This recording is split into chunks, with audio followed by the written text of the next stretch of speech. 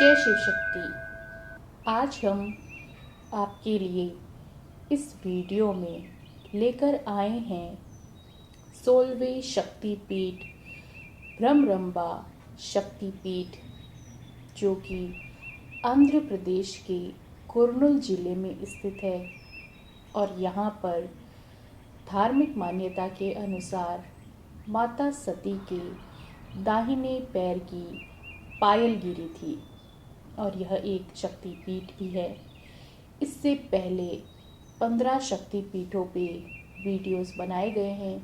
अगर आपने उन्हें नहीं देखा है तो अभी प्लेलिस्ट में जाकर देख लीजिए, या फिर प्लेलिस्ट का लिंक मैं आपको इसी वीडियो के डिस्क्रिप्शन में डाल दूंगी। आइए आज हम भ्रमरंबा शक्तिपीठ के बारे में, उसके मंदिर से जुड़े इतिहास के बारे में जानते हैं।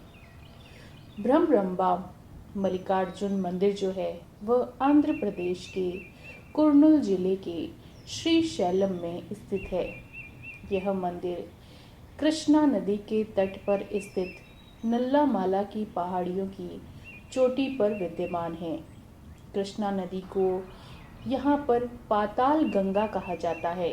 नदी तक पहुँचने के लिए 852 सीढ़ियाँ उतरनी पड़ती है। इस नदी के पानी से ही कहा जाता है कि पवित्र शिवलिंग को स्नान करवाया जाता है। इस मंदिर में भगवान शिव के 12 ज्योतिर्लिंगों में से यह एक ज्योतिर्लिंग भी है। और भ्रमरंबा देवी मंदिर एक शक्तिपीठ भी है। तो यहाँ की अलौकिक ऊर्जा तो अनोखी ही है।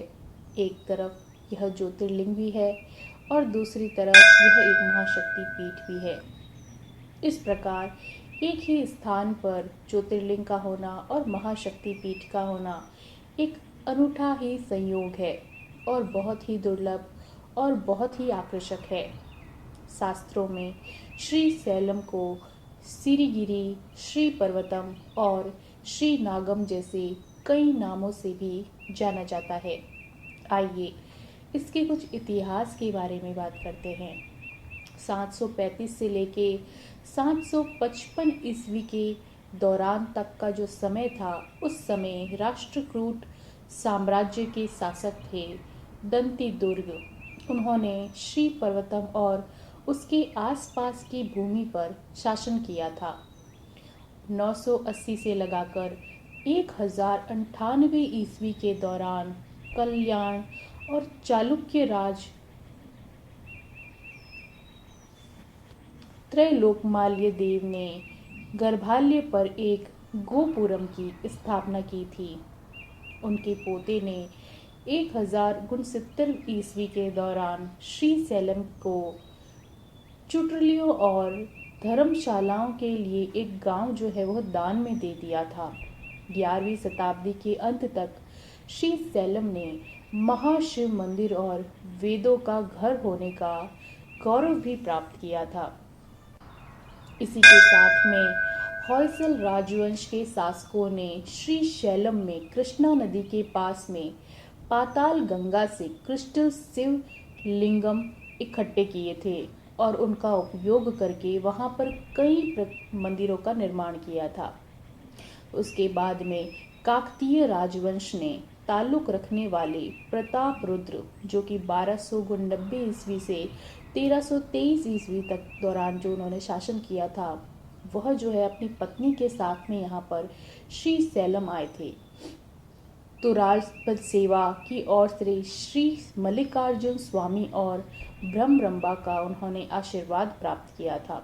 13वीं शताब्दी के रेड्डी शासकों ने श्रीशैलम के विकास में अपनी महत्वपूर्ण भूमिका भी निभाई थी। भगवान शिव के महान भक्त प्रोलिया वेमा रेड्डी, जिन्होंने 1325 से 1353 ईस्वी तक शासन किया था, उसके बाद में राम तीर्थम नामक एक गांव जो है वह श्रीशैलम के विकास के लिए जो है वह दान कर दिया था। इसी के साथ में आगे 1405 ईस्वी में कात्केय वेमा रेड्डी ने श्रीशैलम और पेदका कोमी वेमा रेड्डी ने पाताल गंगा की ओर अपने कदम बढ़ाए थे।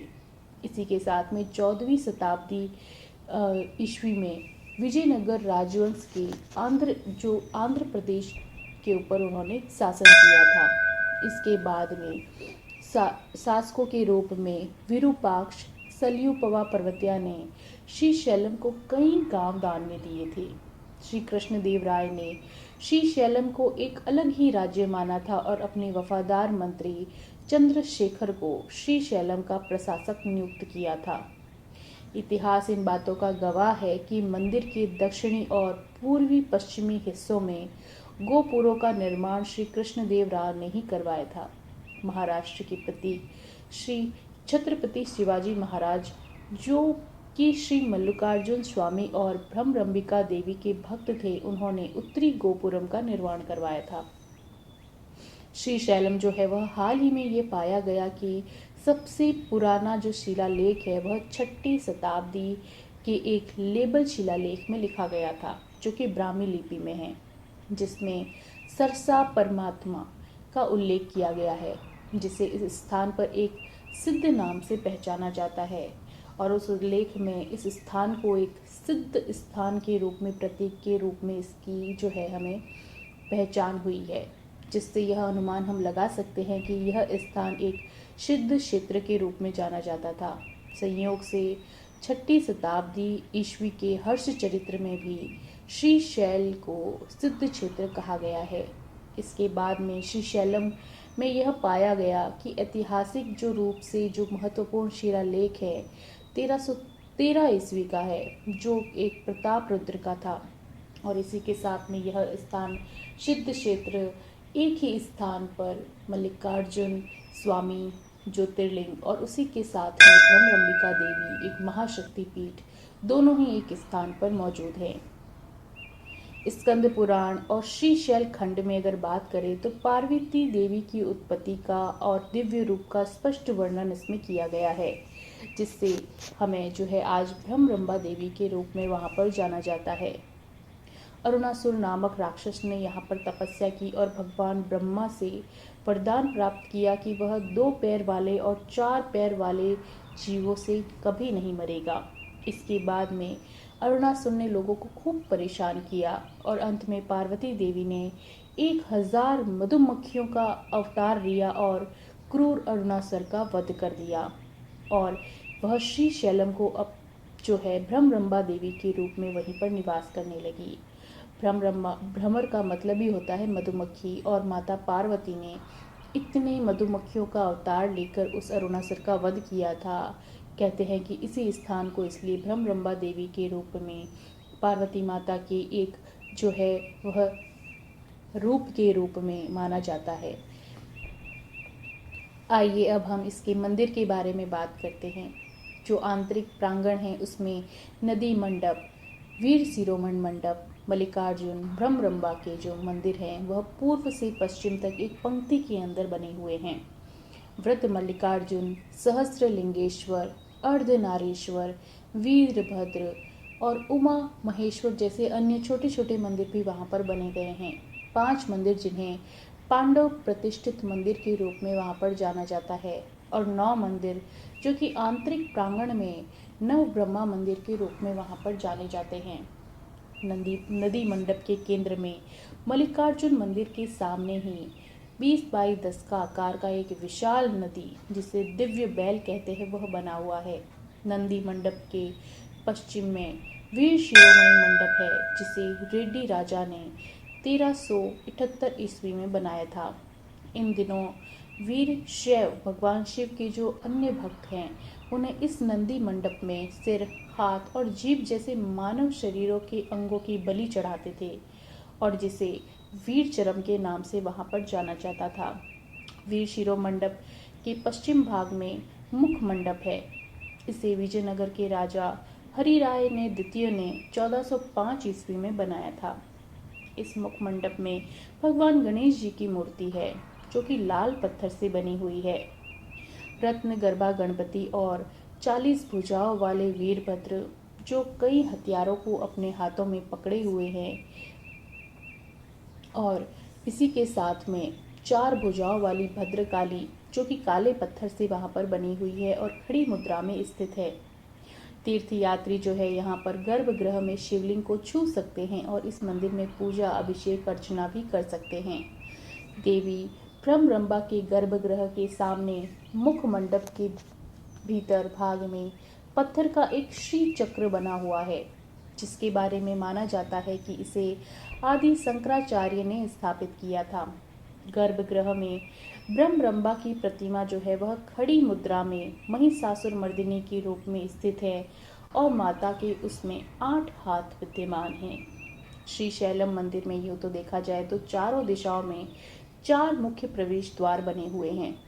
पूर्व और दक्षिण के प्रवेश द्वार जो है वो क्रमशः त्रिपुरांकम और सिद्धवतम के नाम से जाने जाते हैं। पश्चिम और उत्तर के प्रवेश द्वार आलमपुर और उमा महेश्वर के नाम से जाने जाते हैं। ये प्रवेश द्वार उन मंदिरों को दर्शाते हैं जैसे कि त्रिपुरांकम, सिद्धवतम, आलमपुरम और उमा महेश्वरम। इस प्रकार ये चारों प्रवेश द्वार है जो एक प्रसिद्ध तीर्थ स्थलों से नाम है और श्री शैलम मंदिर से 100 किलोमीटर से 240 किलोमीटर की परिधि में उन दिशाओं में दूर दूर तक स्थित है। भारत का सबसे बड़ा बाघ आरक्षित वन श्री शैलम नल्लावलमाला वन क्षेत्र भी यहीं स्थित है। एक ही स्थान जहाँ पर ज्योतिर्लिंग और माता सती का जहाँ पर दाहिना पायल गिरा, वहीं पर भ्रामरी देवी का जो मंदिर है एक महाशक्ति पीठ के रूप में विद्यमान है। ऐसी अलौकिक ऊर्जा स्थान पर आप लोग अवश्य जाएं। जय शिव शक्ति।